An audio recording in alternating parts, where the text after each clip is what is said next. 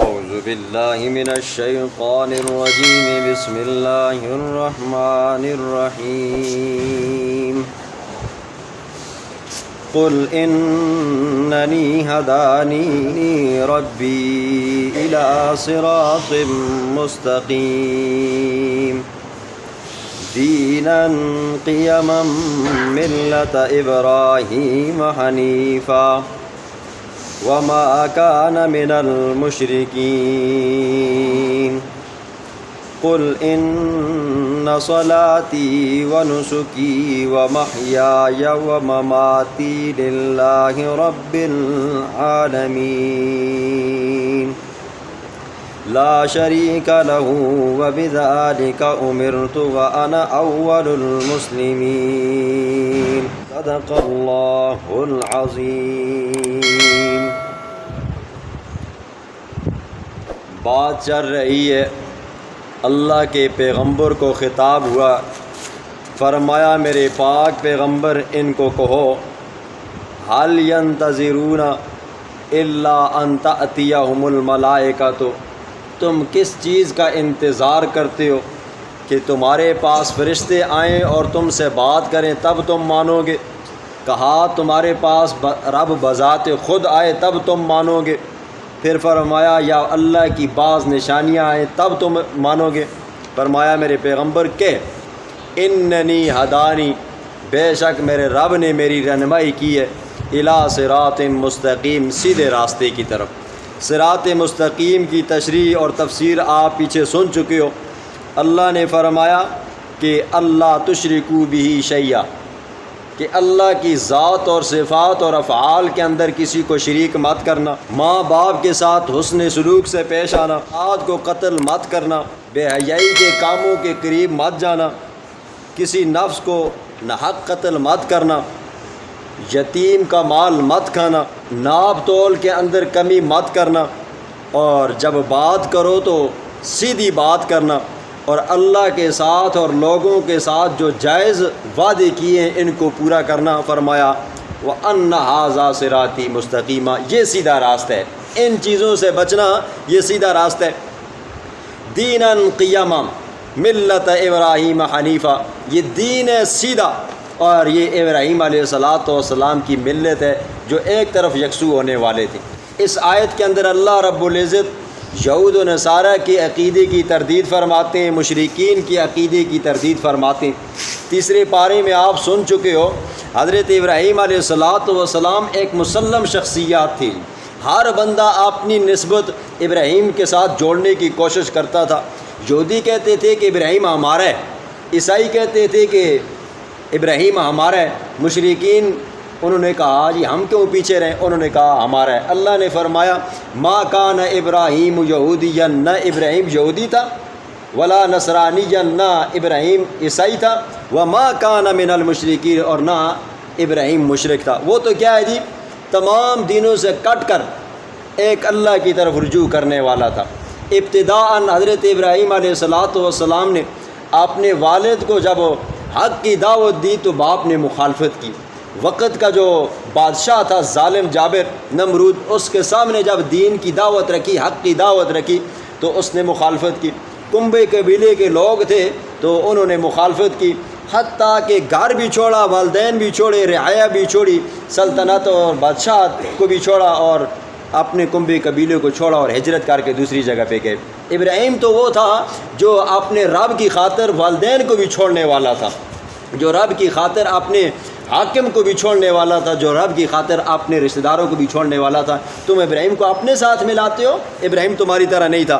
فرمایا قل ان صلاتی، میرے پاک پیغمبر کہ ان صلاتی، بے شک میری نماز، ونسکی، میری قربانی، ومحیایا، میری زندگی، ومماتی، اور میرا مرنا، للہ رب العالمین، یہ اللہ ہی کے لیے۔ ان صلاتی، یہ نماز ہے جی، نماز کا حرف ہے، نماز یہ مستقل طور پر اللہ کی عبادت ہے، اس کے اندر رکوع کرنا، یہ نماز کا رکوع ہے، یہ مستقل طور پر عبادت ہے، سجدہ یہ مستقل طور پر عبادت ہے۔ تو فرمایا میرے پاک پیغمبر یہ کہے کہ میرا یہ جھکنا، میرا یہ نماز پڑھنا کس کے لیے ہے جی؟ اللہ کے لیے ہے۔ اب یہاں پہ مسئلہ سمجھے، نماز کے اندر یہ تمام چیزیں ہوتی ہیں جی، جھکنا بھی ہوتا ہے، نماز کے لیے ادباً کھڑا بھی ہونا ہوتا ہے۔ تو فقہاء نے مسئلہ لکھا ہے کہ کوئی بندہ کسی کو سلام کرے، سلام لینے والا یا سلام دینے والا بندہ جھک کر سلام لے تو یہ جھک کر سلام لینا جائز نہیں ہے، کیونکہ جھکنا رکوع کی حالت میں یہ نماز کی صفت ہے، نماز کا رکن ہے، اور یہ جھکنا کس کے سامنے ہے جی؟ اللہ کے سامنے ہے جی۔ اور اسی طرح فقہاء نے یہ مسئلہ بھی لکھا ہوا ہے، اگر کوئی بندہ بیمار ہے، لیٹا ہوا ہے، یا کوئی بندہ بیٹھا ہوا ہے، آنے والا کھڑے ہو کر سلام کرتا ہے تو یہ مجبوری کی حالت ہے جی، یہاں پر جھک سکتے ہو، لیکن کھڑے کھڑے سلام کرنا اور ایک دوسرے کو جھک جانا یہ شرعاً جائز نہیں ہے جی۔ پھر فرمایا وَنُسُكِي، میری قربانی جی، اللہ کے نام پر جانور ذبح کیا تو یہ اللہ ہی کے نام کی چیز ہے جی، اللہ کے نام کے علاوہ کسی اور کے نام کی چیز ذبح کی یہ قربانی قبول نہیں ہے۔ اگر کوئی بندہ ایک چیز ذبح کرتا ہے، نام اللہ کا لیتا ہے تو یہ چیز حلال ہے جی، لیکن وہ چیز کسی اور کے نام کی ذبح کرتا ہے تو یہ جائز نہیں ہے، یہ حلال نہیں ہے۔ اسی طرح وہ چیزیں جو غیر اللہ کے نام پر دی جاتی ہیں یہ بھی حلال نہیں ہے، یہ آگے ایک مستقل مسئلہ۔ وَمَحْيَايَ، اور میری زندگی، میری زندگی اور وَمَمَاتِي، میری موت، یہ اللہ ہی کے لیے ہے۔ زندگی انسان کو اللہ نے دی ہے، یہ امانت ہے، جیسے اللہ کے حکم ہے، جیسی شریعت ہے، آپ اس کو اسی طریقے سے چلائیں گے، اپنی مرضی نہیں کر سکتے۔ اسی لیے فقہاء نے یہ مسئلہ بھی لکھا ہے کہ کوئی بندہ خودکشی کرتا ہے، خودکشی کرنے والا بندہ گویا کہ وہ اللہ کی دی ہوئی امانت کے اندر خیانت کرتا ہے، اس کے بارے میں سب پوچھا جائے گا۔ اور حدیث میں آتا ہے کوئی بندہ اگر خیانت کر کے اپنی زندگی کو ختم کرتا ہے، جو بندہ خودکشی کرتا ہے، چاہے وہ زہر کھا کر مرتا ہے یا اپنے آپ کو قتل کرتا ہے، گولی مارتا ہے، گلا کاٹ کر، نسیں کاٹ کر، یا اپنے آپ کو پہاڑ سے گرا کر مرتا ہے، اللہ کے پیغمبر نے فرمایا دن قیامت کے جہنم کے عذاب کے اندر اس کو وہی عذاب دیا جائے گا جس کی وجہ سے وہ مرا ہے جی۔ مثلا کوئی بندہ زہر کھا کے مرا تو جہنم کی آگ کے اندر وہ زہر ہی کھاتا رہے گا، جیتا رہے گا، مرتا رہے گا، جیتا رہے گا، مرتا رہے گا۔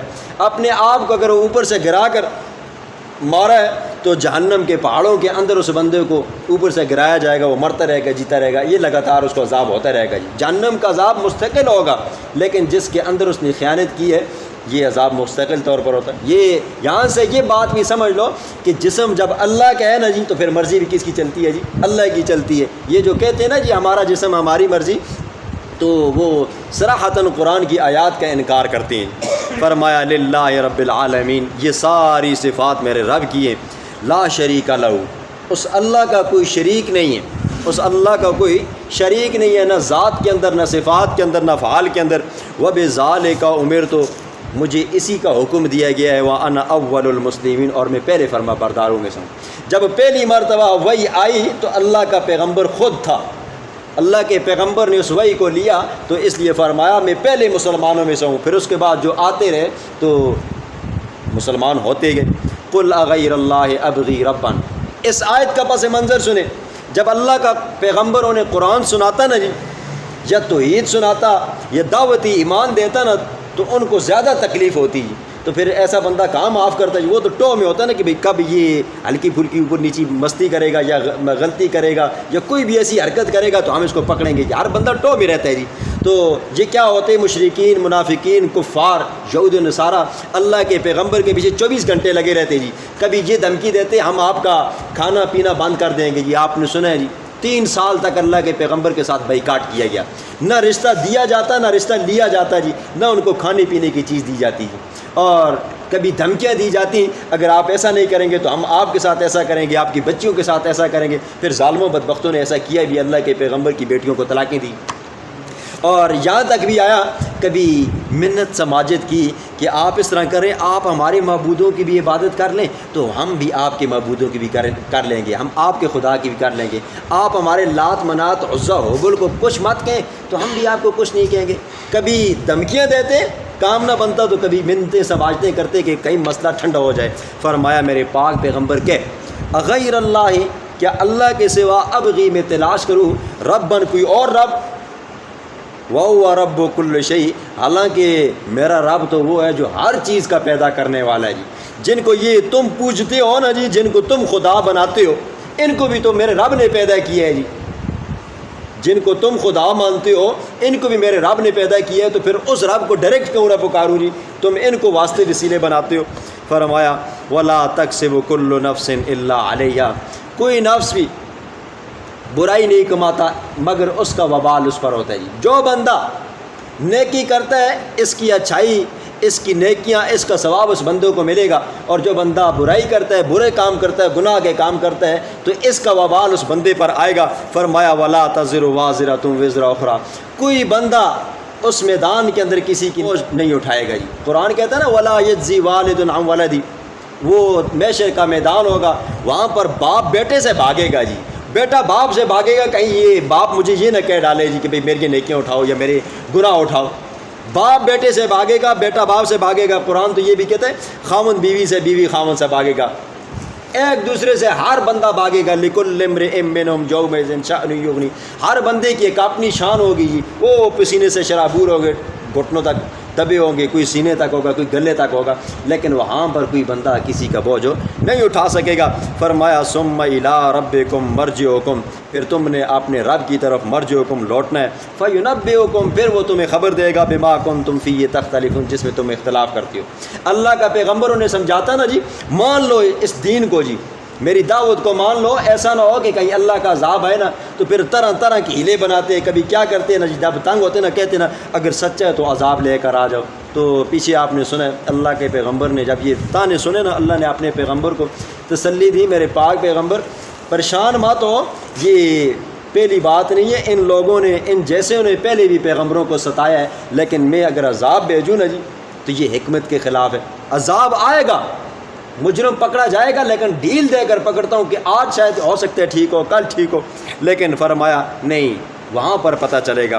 وَهُوَ الَّذِي جَعَلَكُمْ، اللہ تو وہ ذات ہے جس نے تمہیں بنایا خلائف الارض، زمین کے اندر جانشین، وَرَفَعَ بَعْضَكُمْ، اور بلند کیا تم میں سے بعض کو، بعض درجات کے اندر۔ اللہ نے دنیا کے اندر مختلف طرح کے لوگ بنائے ہیں جی۔ ایک باپ ہے جی، اس کی پیدا ہونے والی اولاد ہے جی، کوئی قد و قامت میں بڑے ہیں، کوئی چھوٹے ہیں، کوئی کمزور ہیں، کوئی موٹے ہیں، کوئی حسن و جمال رکھتے ہیں، کوئی کیا ہے جی حسن و جمال نہیں رکھتے، کوئی مالدار ہیں، کوئی مالدار نہیں ہے۔ یہ ایک بندے کی اولاد ایسی ہے۔ تو معاشرے کے اندر دیکھا جائے تو ہر بندہ اپنا مزاج رکھتا ہے۔ حضرت آدم کے 2 بیٹے تھے، حابیل اور قابیل، ہر ایک کا اپنا مزاج تھا۔ حضرت نوح کے 4 بیٹے تھے، تینوں کا اپنا مزاج تھا۔ کنعان کا اپنا مزاج تھا۔ یہ ہر بندے کا مزاج ہوتا ہے۔ فرمایا یہ ہم نے تفاوت رکھا ہے انسانوں کے اندر، کوئی خوبصورت ہے، کوئی بدصورت ہے، کوئی مالدار ہے، کوئی غریب ہے جی، کوئی اچھا کھاتا پیتا ہے، کچھ کم درجے کا کھاتا پیتا ہے۔ یہ ہم نے تفاوت کیوں رکھا ہے؟ لِيَبْلُوَكُمْ فِي مَا آتَاكُمْ، تاکہ ہم آزمائے تمہیں جو ہم نے تمہیں دی ہے۔ ہم نے تمہیں حسن و جمال دیا، تم اس کی قدر کرتے ہو، اس کے اوپر شکر کرتے ہو یا نہیں کرتے ہو؟ مال دیا ہے، تم اس کا شکر ادا کرتے ہو یا نہیں کرتے ہو؟ اولاد تمہیں دی ہے، تم اس کا شکریہ ادا کرتے ہو یا نہیں کرتے ہو؟ یہ ہاں پر اس لیے دیا تاکہ تمہارا امتحان لیا جا سکے۔ ان ربک سریع العقاب، بے شک آپ کا رب جلد حساب لینے والا ہے۔ وَإِنَّهُ لَغَفُورٌ رَحِيمٌ، بے شک وہ ذات غفور بخشنے والی ہے، بڑی مہربان ذات ہے۔ اتنی مہربان ذات ہے، اگر دن کے اندر آپ ایک مرتبہ نہیں کئی ہزار مرتبہ توبہ کریں جی، آپ سے گناہ سرزد ہو جاتا ہے جی، گناہ سرزد ہو جاتا ہے تو توبہ کریں، اللہ فرماتے ہیں میں نے تیرے اس گناہ کو معاف فرما دیے۔ پھر اگر ایک پل کے بعد اگر گناہ ہو جاتا ہے، پھر بندہ توبہ کرے نا جی تو اللہ پھر بھی اس کو معاف کر دیتے ہیں۔ اتنا غفور رحیم ہے جی۔ ایک ماں ہے نا جی، دن کو اگر بچہ مستی کرتا ہے، ماں کو غصہ آتا ہے، 1 سیکنڈ کے بعد ماں پھر بچوں کو لاڈ پیار کرتی ہے، بوسہ دیتی ہے، اور اس کی وہ جائز ناجائز مطالبات پورے کرتی ہے جو شرعاً ٹھیک بھی نہیں ہوتی۔ لیکن اللہ تو وہ غفور رحیم ذات ہے جو 70 ماؤں سے بھی زیادہ پیار کرتا ہے۔ ایک ماں اتنی مہربان ہے تو خود سوچو کہ اللہ کتنا مہربان ہے۔